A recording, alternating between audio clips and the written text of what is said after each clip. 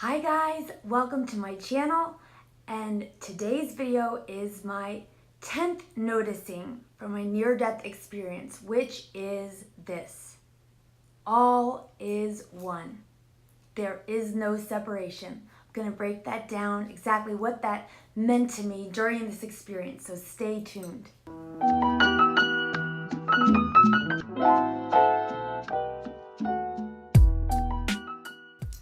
My name is Susan. Welcome. I am a mentor for awakening women. I was born clairvoyant. I had a heck of a time growing up because of it. And in 2017, because of chronic Lyme disease, I had a near-death experience that changed everything. And that's when I actually came out of the closet, out of the spiritual closet. And that's when I started really doing what I do and throwing everything into this.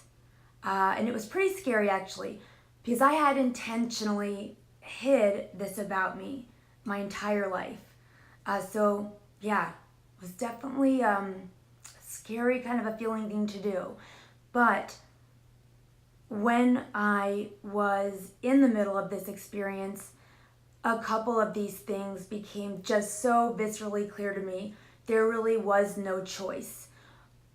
In my experience, when you have something like that resonate as truth in such a deep way, you just can't shake it. And that is what happened. There were so many things that happened during this experience. So when I tell you one of my greatest noticings from this journey was that absolute knowing that all is one, how I viscerally experienced it came from this. So during my journey, I got out of my body and I astral traveled, and there is a video that kind of explains the whole thing. It was quite a journey. There were a lot of different legs of it, really.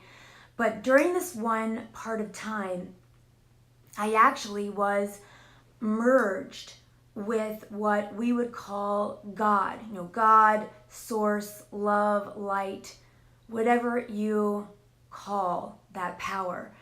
So for this portion of my near-death experience, I was in my astral body, and I was just as aware and conscious as I am right here and now with you guys.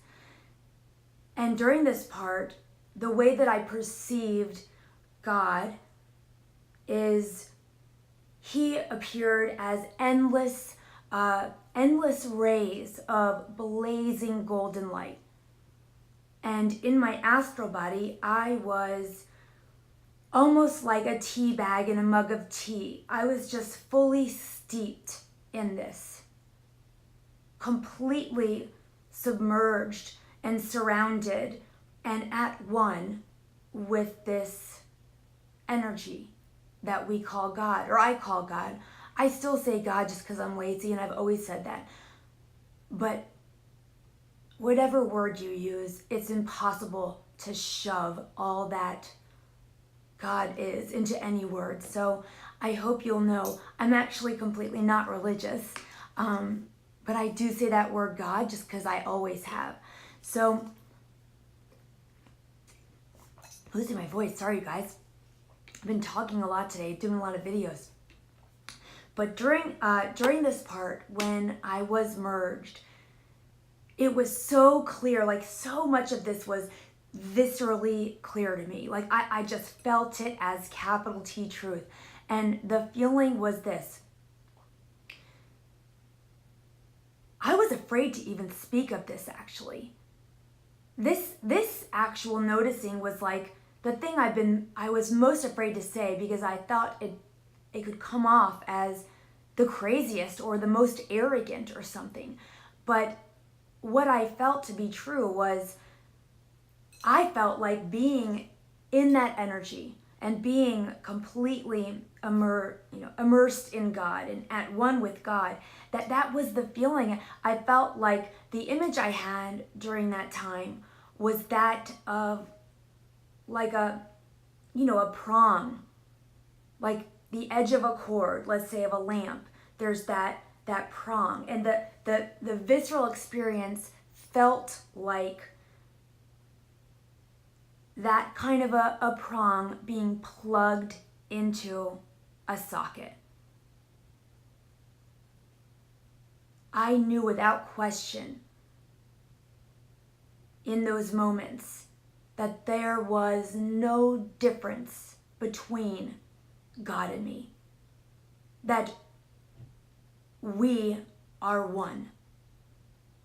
And that yes, I am down here, I'm temporarily embodied, and I'm temporarily unaware of this at one-ment.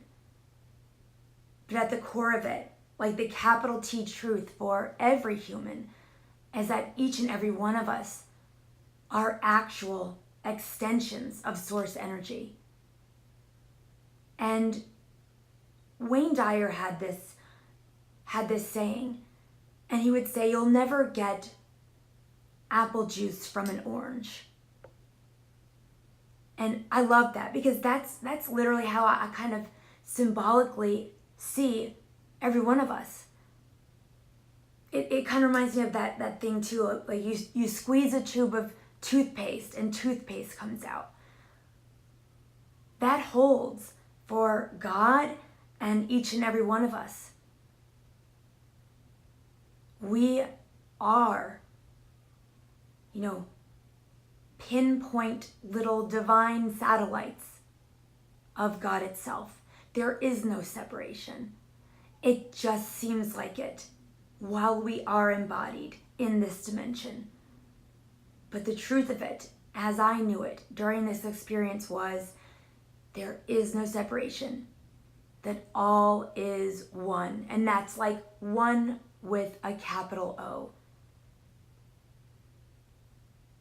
And it felt like such a wild truth that I even personally had a hard time praying about it or talking about it. I would be with my guides and I'd be praying or talking with God, and I would tell him, like, I don't know what to do with this. I deeply feel that I experienced that, and I know that I am you, God, that we are one. But how do I even speak of that? And in the beginning, in my own personal conversations and prayers and meditation, even though I had viscerally experienced that, even though that was my truth and I lived it, even I would talk to God and put in a caveat like, and if I'm wrong, I don't mean it like that. I don't mean it arrogantly, and just to say, I lived it, and it was still so difficult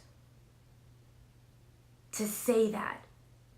My own personal upbringing was in a religion that had a very major hierarchy where God was at the top of that flow chart. And everything in that hierarchy trickled down from there. And humans were this really unworthy bottom rung type on this hierarchy. And that's just how I was raised. And all my experiences on my own personal journey have been so counter to all of that. They've been so the opposite. They've been so very, very much no hierarchy, no better than, no worse than. It has felt instead like the archangels even are family, and that they bow to us and honor us for taking on this difficult task of living in a body and undergoing this temporary perception of separation.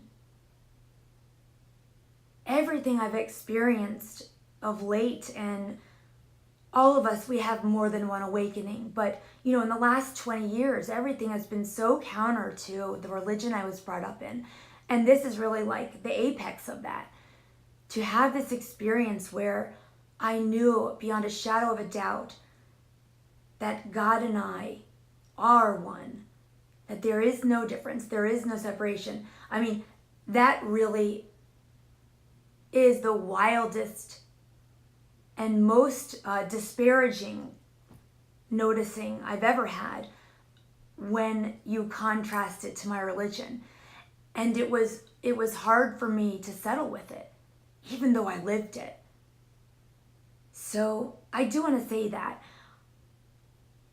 I did want to kind of be vulnerable about that, because like I'll say it all the time now, like, you are God, I am God. I can say that, I can say it freely now. But I do want to be clear that it felt such a shocking truth, even to me, that it took a long while before even I could pray or meditate or talk amongst my own self with God and my guides. It just felt so shocking. But that is the truth as I experienced it and believe it still today. That's why, like, I think I wrote this in my article, like, I'll be praying on the toilet. I don't care. I have no shame. We are one. I know it. There is no need for any kind of ceremony or, at least in my experience, that's how I see it now. It's like, I don't need a middleman. I know that's the next video, but like, there's just no need for absolutely anything except authenticity. So I hope this helps, and I hope in some way this could start loosening anything for you that you desire to have looser.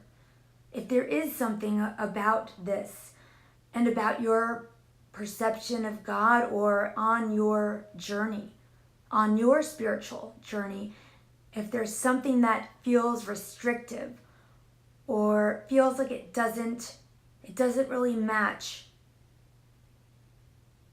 your belief system, I'm hoping that maybe, just maybe, this video will give you a little bit of courage to say, well, what if I could see something a little different? And what if I could loosen it? That's my hope with this video. So I love you guys. Thank you guys. And I'll see you next week with a new video. Take care.